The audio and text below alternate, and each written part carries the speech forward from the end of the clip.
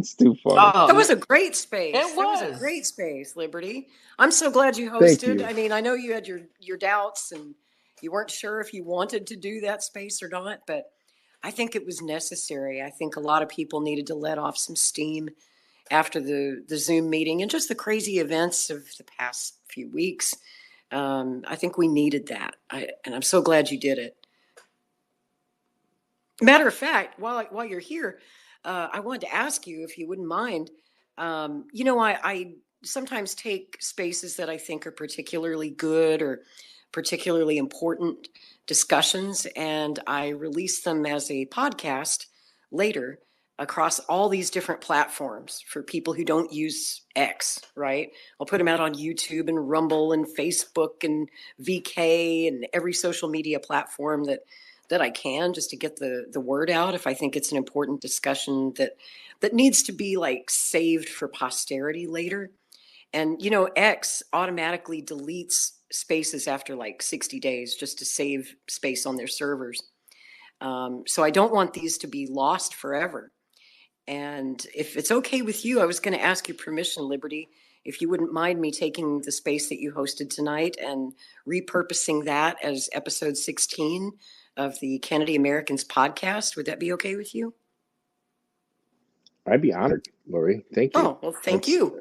I'll do the editing and the hard work and I'll put it out there, but I just want to make sure it lives forever because I think it was a really important discussion and a really productive conversation that needed to be had. Yeah, I'll tell you this, as far as the ones I host, if you go back and listen to the replays before those, and thank you for the knowledge. I didn't realize X did that. Yep, they do. It's unfortunate, but I understand. They've only got so much server space. Yeah. Makes sense. It makes sense. So, Lori, I'll tell you this. At If least you it's listen not to any of censorship. it, just let me know. Good point, Bryce. Let me know if you have one of my spaces where you want to, even if it's just a quick, moment in time of it, just say, hey, I'm going to grab this. Okay, cool. Just so we're on the same page, you're always welcome because this is about helping this man get to the White House. Absolutely. And thank you for letting me do that. Thanks for letting me speak on your space tonight. All good, Lori. Thank you so much. I'm always happy that you came on. We had a great conversation. Bryce was willing to co-host, which is fantastic because it's always good to have a wingman. All that stuff. I'm still learning this environment, but I'm finding I really like this environment. I'm starting to find a calling, I think, a little bit too. So any way we can help, just let us know. We're here to win and we're here to help each other.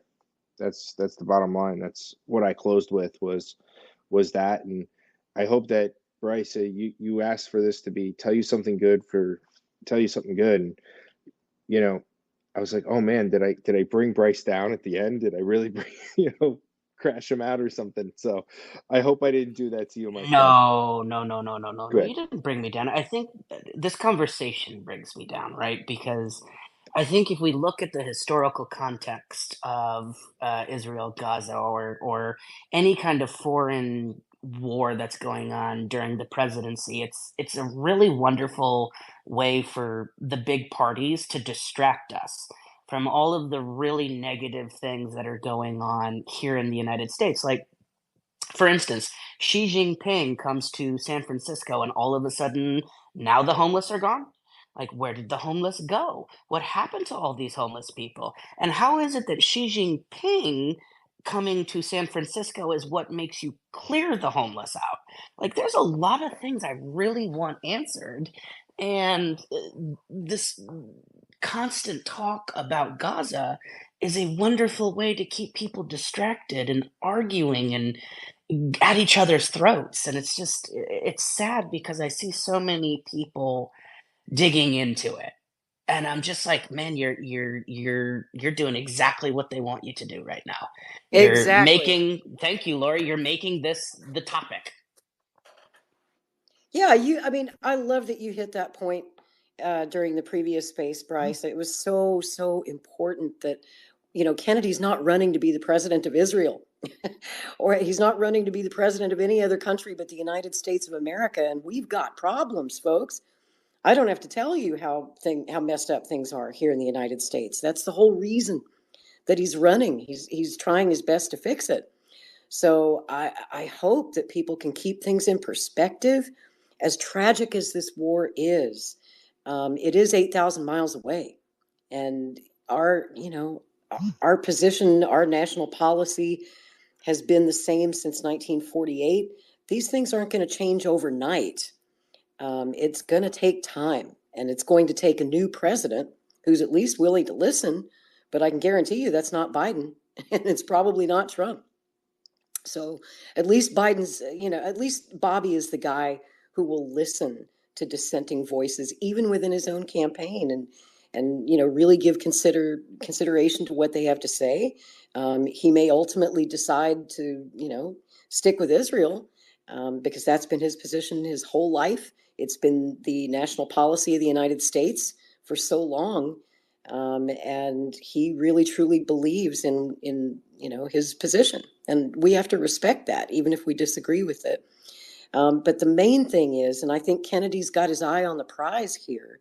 You notice that his tweets every day, he's not one of those people who tweets every day about Israel and Palestine. He put out his tweet on October 7th, and he's barely tweeted about it since, because he's focused on the United States. He's focused every day. If you look at his Twitter feed, look at the videos he's putting out, he's talking about making things better for our country, to make America great again, if you will. But he's focused on us and how we can help all of these people, like the story that Liberty told, the people he's trying to help. We're all trying to help people less fortunate than ourselves, people who are having their utilities cut off because they can't afford a $600 electric bill, $500 heating bill. They can't afford groceries. They can't even keep their water turned on. People living in tents. We got Bidenvilles under every bridge. We've got a homeless problem that's not even being addressed by the Biden administration. We've got so many problems here that I don't mean to minimize in any way the war over there, the tragedy over there, but we've got a lot of problems to fix over here. And I think he's got his eye exactly where it ought to be, which is on our domestic policy. And try to find any presidential candidate that you agree with 100% on foreign policy. Good luck. Hey, Lori, can I interrupt real quick? Absolutely. I was ranting. Go ahead. No, no, I just wanted to say you mentioned MAGA and make America great again. And what I wanted to say was we should modify it to make Americans great again. In other words, restore the Yes. middle class. How about that? Yes. Absolutely, bro. That's why I wanted to interrupt. Sorry. Continue, or somebody can jump in, or I'll ramble for a few minutes if you'd like. Well, But go no, ahead, I think Bryce. it's one of the things that I like when I focus on Kennedy is Instagram right now, because it's like the only bastion of hope that I have. Because, at least on my feed, what is, I guess, trending are the videos of Kennedy talking about BlackRock, Vanguard, and State Street. Like, those are the things that I'm constantly seeing on my feed. And so I'm like, I'm really happy that there is a silent majority out there that's like, I don't want to deal with what's going on X. I don't want to deal with what's going on Facebook. So I'm gonna post my shit on Instagram, and then I'm gonna dip set. And it's very, very positive for the most part, which is kind of cool, because I would have thought that Meta would have like immediately stopped those videos from going around, but they are. And you guys should check them out. They're actually really, really good. People are mashing up his speeches, then his podcasts, and all like tracing BlackRock and Vanguard's control over the S&P 500, tracing how much single-family homes they currently own. It's just nice to see people are focusing on the real issues of America. And Liberty, my biggest pet peeve, and Tyler, you're here too, because you've heard it more than I rail against BlackRock, Vanguard, and State Street, because those are the enemies. To me, there is no higher enemy to this country than those three groups, who own each other, by the way. So it's really just one gigantic entity that's fucking this country over. That's right, Bryce. And that's exactly why these Bidenvilles under every bridge and in every city park are getting bigger and bigger and bigger over the past 3 years since the pandemic, when these corporate landlords went on a buying spree, buying up all the property and pricing it way out of range for the average working American. We've got so many working Americans, people with jobs, sometimes two jobs, living in their car, living in a tent. This is unacceptable. This is the United States. And Bobby gets that. It's one of the driving passions behind his campaign because he doesn't see anybody else trying to make it better. I mean, what's Trump's solution to the homeless problem? He said he wanted to take the tent cities and get them out of our metro areas because nobody wants to look at the homeless. Nobody wants to smell the homeless. He out of sight, out of mind. That's Trump's solution. He wants to put the tent cities on the outskirts of town, right? Just get them out of our sight, put them somewhere out of town, and let somebody else deal with them. That is Trump's solution. That is not Bobby Kennedy's solution at all. No, and you know what's scary, Lori, truthfully, and the thing that I'm most terrified about is, and this is again where I'm really happy about Instagram because these are the videos that I'm seeing it. But, Larry Fink is going on not television, but doing, live interviews where he's telling people, I am trying to change the behaviors of every company that we have a major stake in. We want to force this woke agenda on all the companies that we have a major stake in. So these guys are really the ones that are pushing this, kind of woke, transgendered, all equality thing. And if you think about it, what a brilliant way to keep us arguing with each other and looking and not looking behind the curtain, right? We're going to look at the guy the big giant floating head that's in front of us, but we're not looking behind the curtain. And I think what Kennedy is finally doing is like, no, I'm opening this curtain up. I'm exposing you guys for who you are. You guys are evil, just this evil entity. And we should start saying, instead of saying the military industrial complex, the big pharma, or big oil, we should just say BlackRock, Vanguard, and State Street, because that's who they are. They run all of those entities. Go ahead, Tyler. I heard you guys talking about the homeless people. Did y'all see Gavin Newsom's interview or his press conference today? With the puppet? Where he was like, I'm going to post it in the comments, but he said something like, you guys might think that we're cleaning up the homeless because some fancy important people are coming in town. And you're right. I was Yep. like, what the fuck? Maybe Xi Jinping should come to town more often. Yeah, I don't. They'd clean that city up.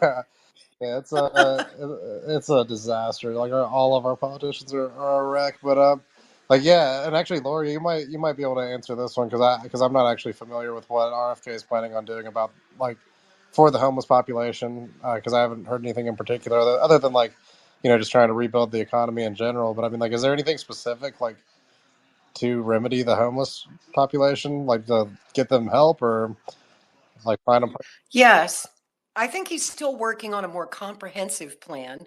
But one thing that he's outlined that I really liked was sort of, what does he call them? Like recovery farms, um, where the people who are homeless, who have addiction issues, and need to get clean. Obviously, as a recovering addict, he understands.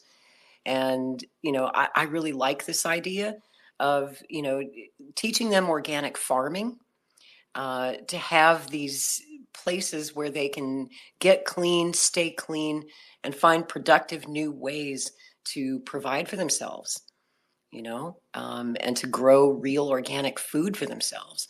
I think that's a good step in the right direction. Obviously, there's more that needs to be done. That's just one spoke in the wheel, of what can be done about the homeless crisis. But, I'm very curious to hear more too, because I know that there's much more that we have to address in terms of building new housing, whether that is government projects. And I know that, the projects get a bad rap. People tend to look down upon the projects, but, under the FDR administration, they were a great, great thing during the Great Depression when people were living under bridges and we had Hoovervilles under every bridge and City Park. A very similar situation to where we are now. Not only did Roosevelt put them back to work with the WPA and the jobs programs, but also that's when the government started building housing projects all across America. And over the years, those projects have been run down. They haven't been properly maintained by the government, and that's why they get a bad rap. And unfortunately, they too have become dens of crime and drugs. But I think that we need to clean them up, and I think we need to build more, because even though it's a cardboard box apartment, it's very small, but it's better than living in a tent, don't you think? It's better than living in a car. At least you have plumbing. At least you have a kitchen. You have a warm place to sleep at night with a roof over your head. I don't think there's any shame at all in government projects. I think we need a lot more of them. A lot of politicians, especially in the last 30 years, like to talk about affordable housing. We say we need more affordable housing, but what that really means is it's always a big handout to big developers, usually to build some high-rise condo building in your city that's very overpriced. And then they set aside a certain number of units that they call affordable. But if you look at the prices, they're really not affordable. The question is, affordable to whom? It depends on the city. It depends on the cost of living and what the wages are in that particular city. But most people who work low-wage jobs, and let's face it, most Americans do work low-wage jobs or do gig work, they can't afford the, quote, affordable housing. If you look at Section 8 in almost every major city, there's a waiting list of anywhere from 3 to 5 years to get a Section 8 housing voucher. And there's just not enough projects for everyone. So some might say it's socialism. They might say it's communism to build free housing for people. But it did work. If there's one good thing we can say about the Soviet Union or some communist countries, is they don't have homeless people. Okay. Even when you look at Russia today, which is not a communist country anymore, those government projects that were built during the Soviet era are still operational. People still live in them, and nobody is homeless in Russia. There's no such thing as homelessness in Russia. And that's how they solved their homeless problem, was they made sure that every citizen had a home, and it was provided by the government at no cost to the citizen. Now, that might be too radical for America.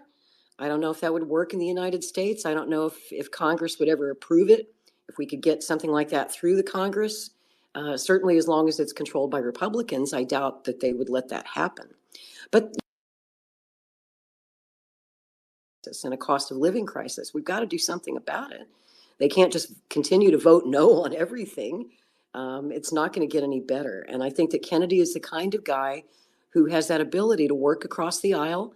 He still has the goodwill of many Republicans, and I think he's going to continue to cultivate goodwill with Republicans so that maybe, just maybe, we can get something passed. We can actually get something done in the next administration to really combat and do something meaningful about our housing crisis, rather than the usual blah, blah, blah they give us about affordable housing, because there's no such thing. There just isn't. And that's all I have to say about that. I hope that he will consider government housing or some form thereof and building more of it, whether it's available at a low or reduced rent to people who are working poor or homeless. But what do people who don't have an income do? Are they just supposed to sleep on park benches or in their cars if they have a car, or in a tent? These are things that I hope he's thinking about. I'm pretty sure he is, and I'm looking forward to hearing more from him on that. I actually heard him, Laurie, speak about the very same thing that you're talking about. And he mentioned exactly what you were saying, going back to looking at what FDR did and really kind of doing some kind of New Deal um, programs. He said, the Hoover Dam was one of the, biggest infrastructures that came out of the Roosevelt administration, and so many jobs came from it. Another thing that he talks about is he wants to bring the cost of housing down, and how he wants to do that is basically give everybody a rich uncle, right? He said, in order to bring, that rate down to 3%, what we're going to do is the government is going to co-sign with you. And, if for some reason you're not able to meet the cost, or if you foreclose, it goes to the government, and then the government can try to put that in the hands of somebody else. And he says, obviously, we need to do more work on it to make sure that you don't lose your home and you don't lose your house. And he has more things that he was going to do to expand that. But what you saw is a man that is is thinking about this already. He's thinking about the things that we need to do in order to, reduce homelessness or reduce poverty. And he's talking about, BlackRock and Vanguard taking up all of these single family homes because he sees what they're trying to do. They're trying to turn us into a country full of renters. They're trying to control who we are. We're gonna own nothing and we're gonna love it. Well, no, we're not gonna No, do we're that. not.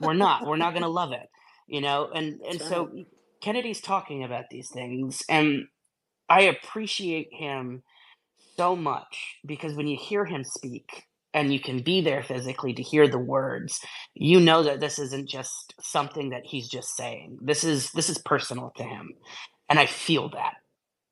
It is. It truly is. And I'd just like to add one point to that real quick before you move to the next speaker. I'm a historian, a history buff, and I study the presidency of FDR a lot. And I've been going back into that over the past year as I watch our society crumble. I'm reminded of the election of 1932. We're facing so many of the same issues that the country was facing when FDR came to power, and he beat Herbert Hoover in 1932. But I wanted to say that, and it's important to remember, and I know that Bobby knows this, that the reason that FDR won 4 terms, an unprecedented 4 terms, was not just because Democrats were voting for him. He won by such huge margins that he had Republicans voting for him. We're talking 60, 70% landslides. And the reason was that he earned the people's trust. He managed to convince the majority of the population that he had the right vision for America. And I know it's hard to believe in the 21st century when we're all so jaded and people hate their government. They no longer trust their government. That's what Bobby talks about so much, is how to restore the people's trust in their government. Because if we can't restore trust, we're going to end up like the Soviet Union. We're going to collapse. And I'm old enough to remember the fall of the Soviet Union. It wasn't pretty. And then the decade after that was even worse, when they were trying to rebuild. So we don't want that to happen here. And I think that Kennedy is indeed the remedy. And I think that he wants to get us back to a place where Americans trust their government again. And one of the ways that Roosevelt did that was through the New Deal, even though a lot of those New Deal programs, excuse me, were eventually struck down by the Supreme Court as unconstitutional. That didn't stop FDR from trying anyway, and he did some good. And some of those programs, of course, are still with us today. And, we've got things like unemployment, we've got Social Security, and so many good things that came out of the Roosevelt administration that have stood the test of time. And that's what we need in the 21st century, 100 years later. It's time for a New Deal. We need a redo on the New Deal and a New Deal that fits this place and this time and our unique problems now in the 21st century. So I'll shut up and let somebody else talk. Yeah, no, I think it is fascinating. And one of the things I always say, Lori, why I think FDR brought so many Republicans with him is because he took Theodore Roosevelt's 1912 platform and made it work. Everything that he did was already things that Theodore Roosevelt was saying, this is what we should be doing for government. And there were a lot of progressive Republicans that were like, yes, this is exactly what we need to be doing. All right, go ahead, Tyler.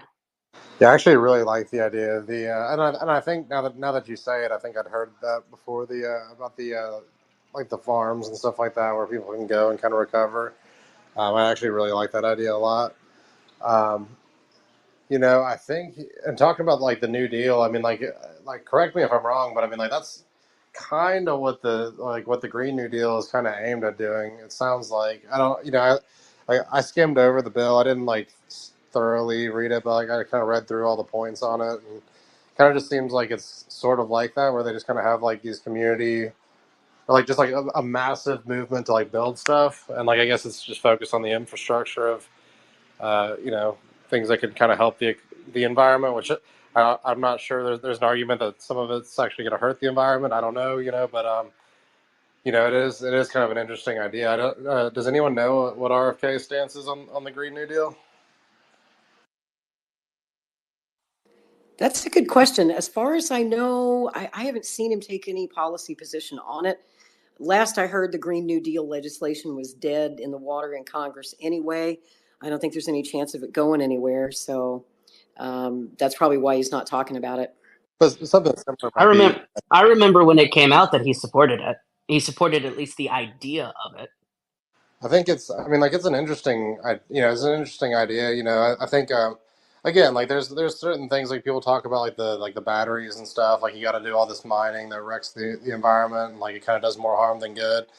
But I mean, like I don't like. I mean, like I don't know if anyone listens to like Joe Rogan's podcast at all, but he had Elon Musk on, and he was talking, and like Elon Musk was basically saying that like we could power the United States on like 100 by 100 square miles of solar fields, and we could just plant that somewhere in the middle of America, and like no one would even know it's there.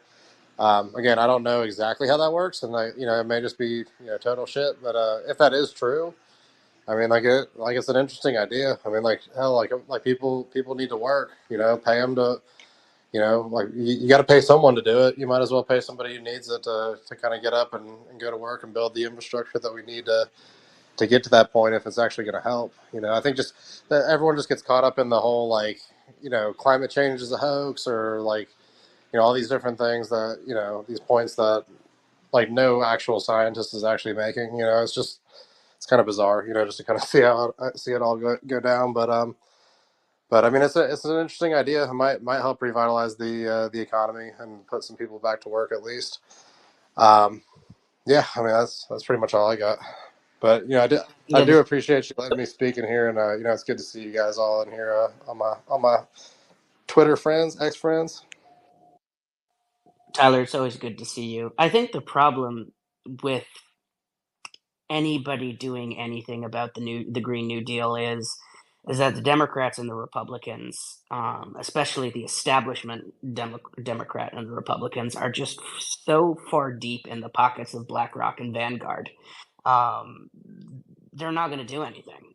This is how if they want to see themselves reelected and keep the money train rolling, they're going to do exactly what their corporate overlords say. So we're never going to see change with a Democrat or a Republican.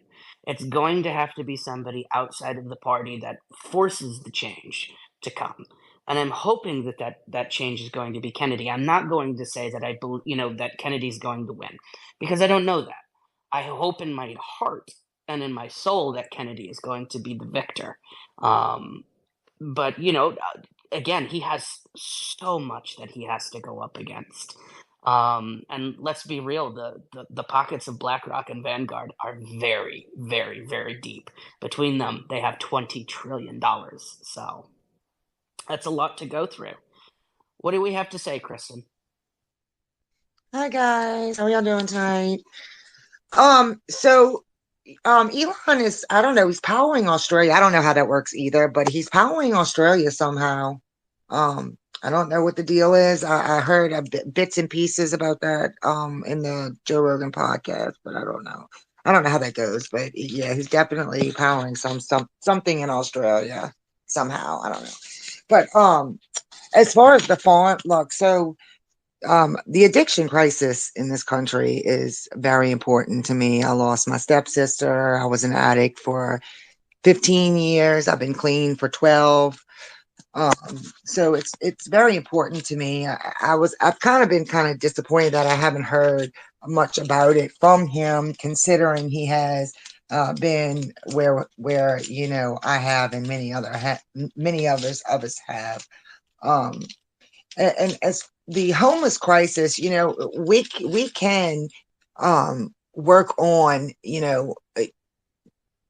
we can work on a deal as far as um, mortgage rates, but the main thing that we have to work on with homelessness is the mental health crisis. A lot of these people want to sit out there. They don't want to be in homes. To be they don't want to be under clerical support. They really don't. They feel like they're being okay. I'm from New Orleans, and we have a serious issue down here with homelessness. All of our bridges are they're full of of tent cities.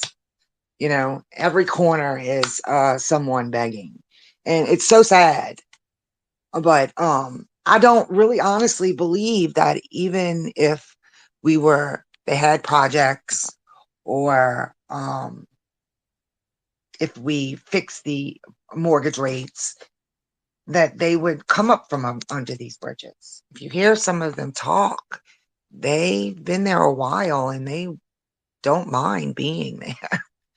And and you can see that it's a mental problem. It's a they are having some sort of mental health crisis, you know, and you see it in a lot of them. Um, and also an addiction problem. Um, the farms, that sounds like a wonderful idea.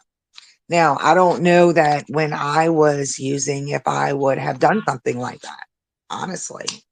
Um, I think that it might be good for some, but I believe a lot of these places that we go, that addicts go to get rehab, are taking advantage of these people. Um, it's like a revolving door. They want the insurance money or the money. They don't really care about aftercare or mental health or anything like that. Most of these people are, you know, don't even really want to be there working in that environment anyway. You know, that the turnover rate uh in that um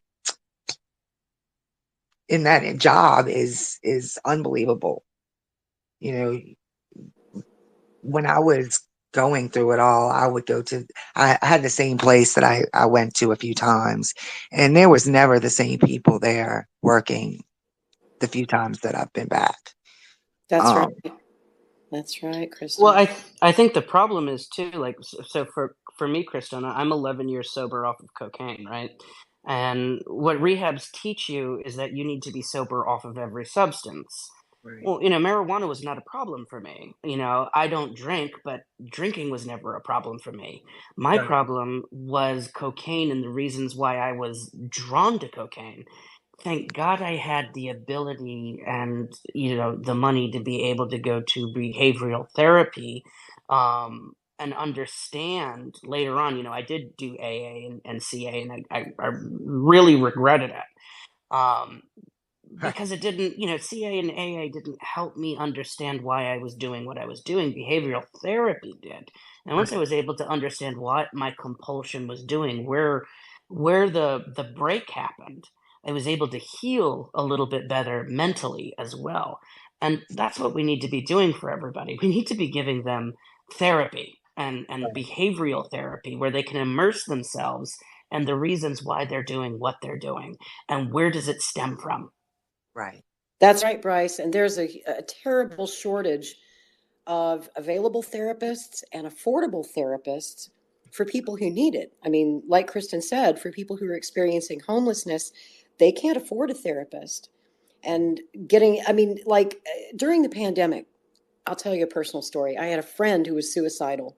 This was during the lockdowns, right? And a lot of people struggled with, suicidal thoughts. And this is a friend I've known for 40 years. They're not typically a depressed person, but they got depressed, terribly depressed during the lockdowns. They were having a suicidal crisis, right? And they called the suicide hotline, the national suicide hotline, trying to speak to a counselor. And they got a recording saying, "We are so swamped right now, we can't take your call. Please leave a message and we'll call you back whenever we can." And they never called him back.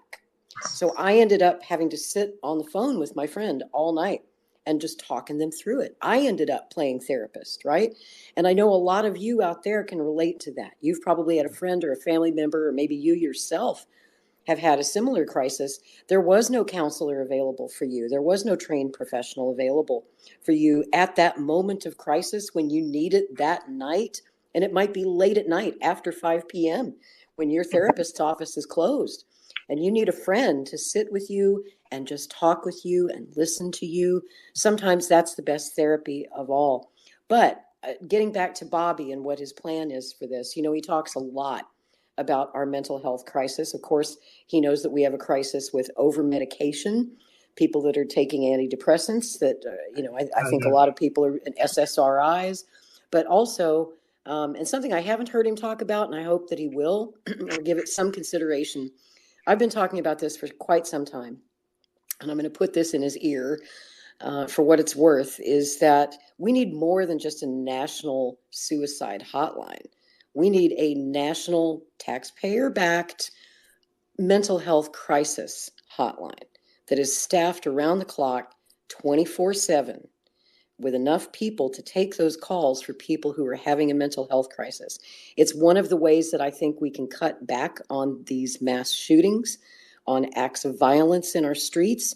You hear the stories of people who commit acts of violence, and oftentimes they say, I was having a mental health crisis, I was having a breakdown, and nobody understood, and there was nobody that I could talk to. I didn't want to do it. I didn't want to go kill my girlfriend. I didn't want to go do this, that, or the other thing. I knew it was a bad thing, but I didn't have anybody to talk me out of it. And a national mental health crisis hotline like that, I think, could be a tremendous help to people who are in need of that crisis intervention at a moment like that. So I hope that that's something that Kennedy will integrate into his platform. I think it would be a damn good use of taxpayer dollars. And I think that you could get a lot of Republicans to agree that that would be a good use of our taxpayer dollars. And we could do it, it wouldn't have to cost an arm and a leg. I think we could do this responsibly and not waste taxpayer funds doing it. And how can it be considered a waste if it's preventing acts of violence, if it's preventing suicides, if it's getting people the mental health help that they need at a time of crisis? Spot on, Lori. Spot on. Tyler, what's up, my man? Yeah, like that's something that's yeah. I'm really conflicted on a lot of things when it comes to like government spending and like government backed entities. I mean, like I guess the main reason would be just because like it seems like most of the government run um, organizations that we have are kind of shit shows. But hopefully Bobby can fix that. I guess like it's one of those things that like I guess I've always kind of like believed that like hey, we don't need to be spending a bunch of our taxpayer dollars. Like I'd rather them not take taxes from me, to be totally honest. But like looking at the stuff that our tax dollars actually go to, it's like okay, so like I don't necessarily believe in like free education or free healthcare or I believe that like we just don't have the money to support those things. However, there is a however. Like anytime like war breaks out in the Middle East, we just print billions and billions and billions and billions of dollars, and it's just like okay, so like if I had the choice between giving Israel and giving Ukraine and giving Taiwan like hundreds of billions of dollars, or giving black people reparations for slavery, I'm giving black people reparations for slavery. To be totally honest, and it's like and I'm making like I've been to the doctor like less times than they've bailed out the banks, I think, in my adult life. I mean, it's bizarre. It's like I just can't afford it. Something like if I'm dying of something, I'm just gonna die of it because I can't go to the doctor. You know what I mean? Like I can barely pay the bills I have and like feed my kids and stuff, and I'm not gonna put them in a I don't want to put them in a hole. So it's just like if I had the choice between them wasting our money on these stupid wars or us getting things that actually benefit us, I'm going to take that. Even I guess in a perfect world we could figure out a way to do it without either one. But yeah, I mean it's kind of bizarre to hear that we can't afford things when like we can always afford war. It just makes no sense. And that's why I guess it's got me kind of conflicted on the issue, because it's just like yeah, we could just you know we could definitely reallocate the funds for something different. And yeah, there's got to be something done about the mental health crisis, whether it's the recovery farms or or hotlines that people can call. Those are things that I think can help. Because think about this, I guess. So my brother's like schizophrenic, but he's not diagnosed with schizophrenia, but like the dude like tells me he's Jesus like on a weekly basis. I mean, I don't, he's definitely been diagnosed bipolar um and things like that. And it's just it's hard. Like I have to have conversations with this dude like once a week and like talk him off a ledge, and like nobody can help. Like we've called the police. They've shown up, and he just talks his way out of it. And like we've only had him like I've probably had like dozens and dozens of calls to like well checks on him, and he's been Baker acted like twice, successfully. All the other times he just talks his way out of it, and it just does no good.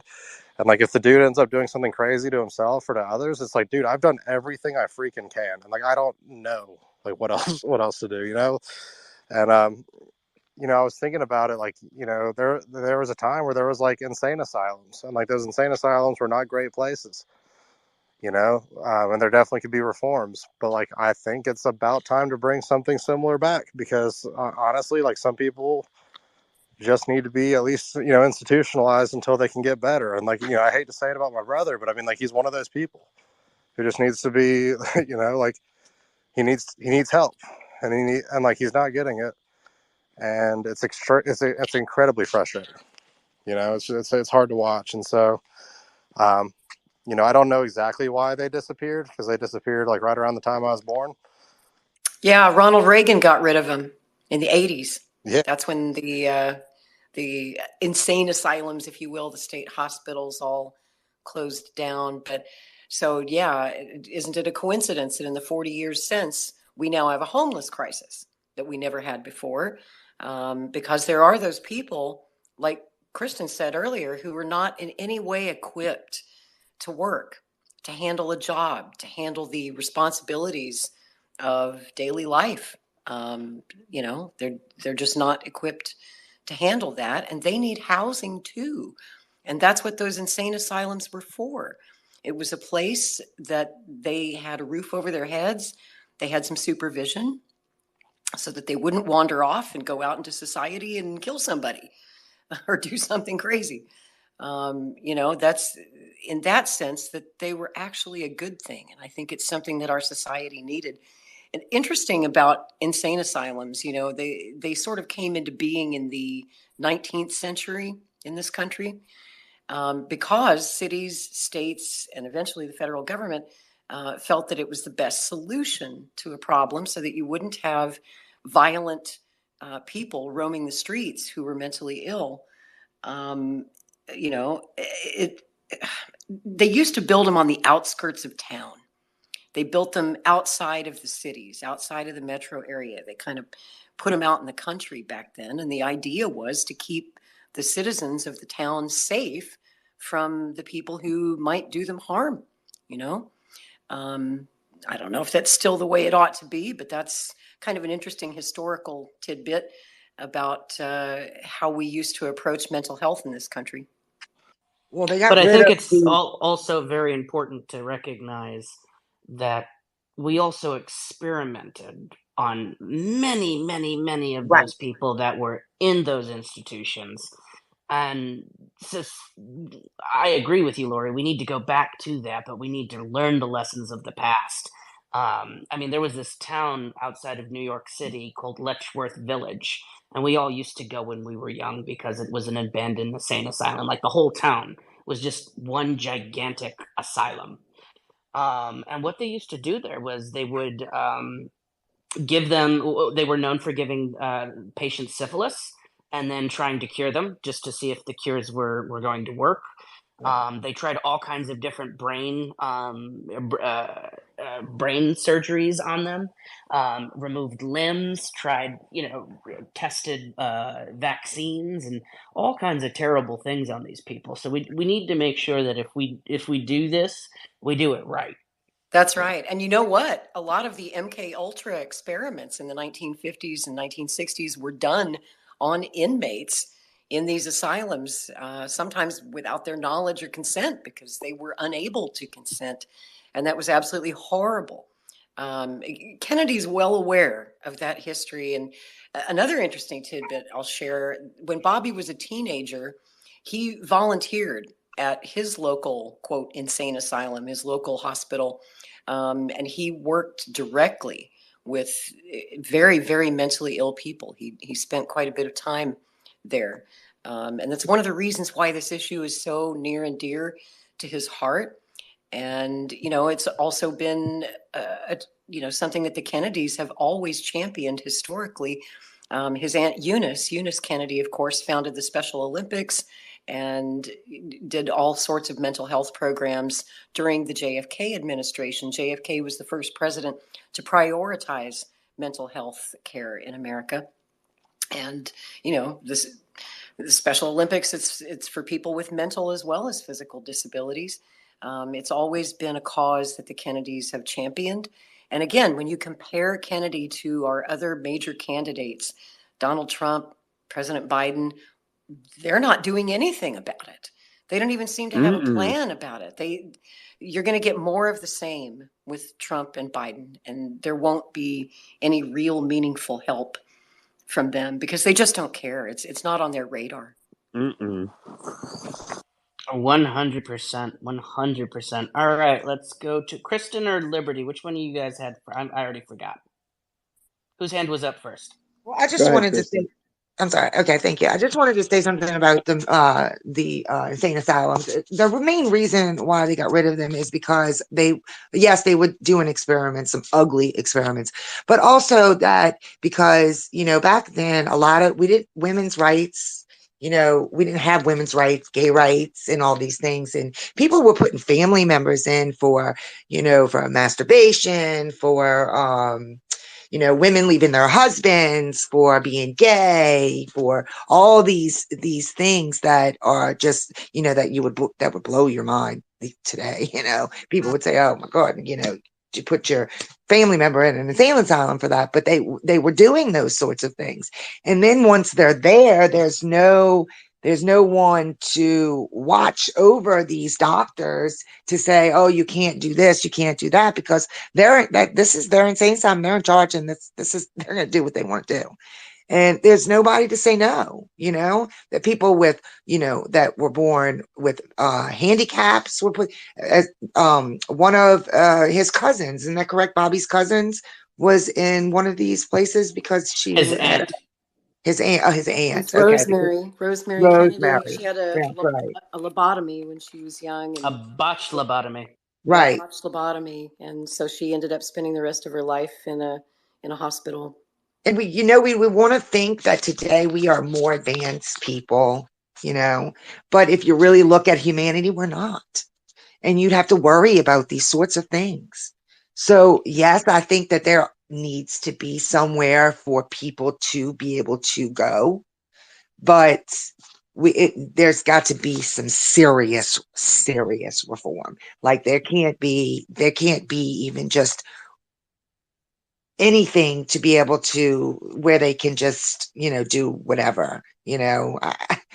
That sort of thing kind of scares me. A lot of people don't believe in free healthcare and don't believe in free housing, but it's definitely better than, I think free healthcare would help that, because with free healthcare comes the help with the mental health crisis, because today psychologists are considered in that free healthcare. Housing, there's not a lot of land left, unfortunately. And the ones that there is land left or houses left, that they're owned by those big corporations that that Bryce was talking about, which there's not really anything we can do about that because they already own them, unfortunately. I don't know really how we would get them back.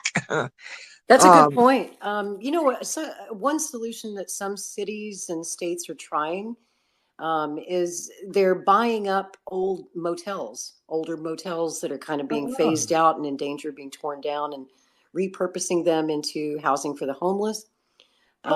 That's one thing that perhaps, the federal government might consider in areas where there isn't room to build new housing. I mean, say in a state like Texas or Oklahoma, where I am, we've got plenty of land, where we can build new stuff. But on the East Coast and more populated, densely populated areas, that's not really an option. But there's always some older motels and apartment homes that could be repurposed. That's one possible solution. That's a good idea. Yeah, I mean, I think that I think the insane asylums of America are a warning sign, right? Like, if you do a deep dive in history and you study genetics and you study how we started to understand, how we got blue eyes, how we got brown eyes, how people were able to link certain cancers to certain genetics, what you'll find is, if you go back far enough, is a lot of people picking up off of some of the, I hate to say it, experiments that Joseph Mengele did while he was while he was a doctor at Auschwitz. Right. I remember a doctor in one of my college classes telling me that it's unfortunate that Mengele actually advanced our knowledge, without realizing it, advanced our knowledge of medicine about 100 years. And it's sad that it's that kind of horror that allows for that growth to happen, right? Because we wouldn't know some of the diseases and the mental issues that we had we not done some of the horrible things that we did in those asylums. And it's just so bad that people have to suffer for that. But go ahead, Liberty. Thanks, Bryce. I think the thing that when we talk about reform in this area with insane asylums, that type of thing, because I think that Tyler needs a place to bring his brother, and we also need to protect him when he's there. And so the key word is transparency. Any reform that we start with, it's transparency. And I think where we have an advantage now is that I think that if you put your loved one into one of those institutions, with the technology we have right now, I think you should be able to see and check in on them virtually with a secured blockchain type of app that you can check in on their room. Nobody's doing a botched lobotomy if there's a camera there that your family member can check in on you on. I don't know exactly how that would work. I would defer to doctors to try to structure that, and to other experts. I would. But that's where I would start, is transparency. Because mental illness is so taboo to talk about, and I don't care who you are, somebody somewhere connects to you that suffers from it, including myself. I've dealt with depression before. I get it. So I think it's important that we help the rest of the population that doesn't deal with it and only is affected by it understand it a little better, and that there needs to be a really good structure to help those that are in need. And you never know when it's going to hit you. You could go 40 years of your life with nothing being a problem, and wham, there it is. So that's all I wanted to say, was transparency really needs to be a big part of it. I'm a little tired. I've been up for almost 20 hours, so I'm going to drop down a listener, but it's been really nice talking with all you guys. Yeah, I'm gonna be closing it actually relatively soon, but one of the things that I'm glad Lori is here for, because I wanted to remind everybody of this, and I know Lori knows this. In 1992, Ross Perot was talking about this and talking about how do we raise money to not only pay down the debt, but pay so that we can start getting some of the people off the street that maybe are there because they can't control that they're there. And he talked about raising the gas tax to 50 cents over 5 years. And he broke it down about how in just a 2-term presidency, we could have ended the debt and also have paid to keep certain medical facilities opened had we gone that route. Now, it's funny that the Democrats and the Republicans railed against Perot on this, and then eventually we did do this. But unfortunately, it was too little too late, and now the debt has just ballooned beyond something that we'll probably be able to fix. But I just wanted to share that little tidbit with you because I it was remember talked about. that. Yeah, old Mm-hmm. folks like me remember that. I thought that was a And pretty he darn was good torn plan. apart for it. He was torn apart for it. I remember he was savaged for that, but it was a good idea. And that's why I'm so excited to see that it seems to me, Lori, that Kennedy is taking pages out of Perot's run with Mhm. this, allowing, this 30-minute infomercial to go on. I think that's going to be really awesome. That's very Um, Ross Perot. Yeah. I very love it. Ross Perot. And what I'm Uh-huh. hoping to see is that he's going to open up offices like Perot did. Instead of us going to collect the votes from them, Perot opened up a bunch of stations where you could actually go in to your local town or the city that was nearest you, and you could just sign up to get him on the ballot. And I really think we should be focusing in and honing on what Ross did right in 1992 and Hmm. driving that home for 2024. Great. I mean, yeah, Ross had so many good ideas. Now, when we look back, I think a lot of people who might have made fun of Ross Perot in 1992 look back now and kind of go, oh, that was a missed opportunity. Maybe we should have voted for Perot. Instead, we ended up with Bill Clinton, right? And Clintons and Bushes for the next 30 years. Maybe we made a mistake. We talked about a lot of really cool things here, a lot of important things on this space. I know it was only intended to be a brief one, but the conversation just kind of evolved that we started talking about all these domestic policy issues that mean the world to Robert Kennedy, things that he deeply cares about and wants to help fix. So this turned out to be a great space.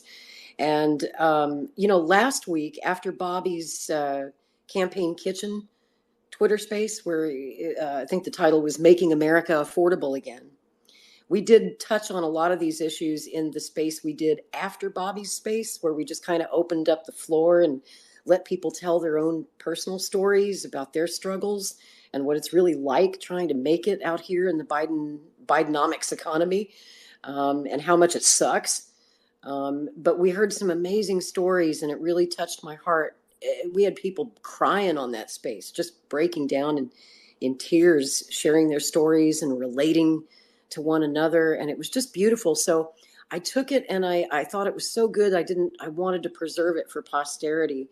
And I want Bobby to hear it, so that's another reason that I take some of these good spaces and I repurpose them into the podcast, the Kennedy Americans podcast, because I know that Bobby will hear that.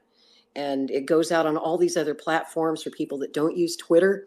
And we just created a brand new YouTube channel, and I pinned the link here at the nest at the top. I hope you guys will subscribe. Of course, it's YouTube, and you know how they love to censor Bobby. I just created that channel like 3 days ago, and I started uploading past episodes of the podcast. And immediately, dudes, within like 2 hours, YouTube took down 2 of the episodes. So they started censoring us right away, right? Brand new channel, and they were already censoring us. So this channel might not last long. It wouldn't surprise me if YouTube finds a reason to ban it. But that means we're on the right track. If they're banning it, it must be good. So I took last week's space about making America affordable again, where we touched on a lot of the same issues that we're talking about here tonight. And if you guys missed it, or if you want to hear it again, we'll be airing it tomorrow night. It's going to premiere at 9 p.m. Eastern, 8 o'clock Central, 6 o'clock Pacific on that YouTube channel. And it's I think it's about an hour and a half long, really deep dive into all of these issues that we touched on here. So I wanted to let you guys know about that, make you aware of it. And if you just, subscribe to that YouTube channel, click the notifications bell, it'll send you a reminder when it goes live. That's 9 o'clock tomorrow night, Friday night. Thank you, Lori. I really appreciate that. And before we leave, guys, I just want to share a really awesome story with you. You never know who you're going to meet in spaces. And since starting these spaces, I've connected with a lot of people who, found out that I love political memorabilia. And I have actually been able to connect with people who helped run Ross Perot's campaign. And wouldn't you believe that I have been sent two Ross Perot T-shirts, one from 1992, one from 1996. I have Awesome. two books by Ross Perot that are signed. I have pins, I have bumper stickers, and and I was telling somebody I couldn't find any bumper stickers from 1996. It's almost impossible to find. And wouldn't you know, they had a Reform bumper sticker and they had that 1996 Perot Choate bumper sticker that they just sent out to me, and I just got a few days ago. So people, you never know who you're going to meet, and you never know who might have a little tidbit of nostalgia that they want to share with you, because all of that is now going on my wall in my office at my home to continue my Perot wall. So I just want to leave you That's with that, awesome. isn't it? I just want to leave you guys with that little bit of tidbit, because that meant the world to me. It Just does. somebody taking that time and recognizing how much I love Ross Perot. And I have so many bumper stickers from his campaign now, I don't even know what to do with them. But it's just the kindness of the people that we meet here. And I think this is the journey that Bobby is putting us on. We're meeting people, and we're meeting just beautiful souls. And there's the Heal the Divide for you. Ross Perot started it. Kennedy's going to finish it. And with that, you all, I'm going to leave you. Have a wonderful night. Kristen, next time I promise. I love you guys. I just wanted to ask Lori if her podcast is on Spotify. I don't think it's on Spotify. We do need to get on Spotify. Yeah, Bobby's got one there. Yeah, we're signing up with Podbean, and I think Podbean will send it out to all the different audio podcasting platforms as well, like Apple, Spotify, etc. But yeah, Thanks for reminding me. I need to do that. Okay, cool. Thank you.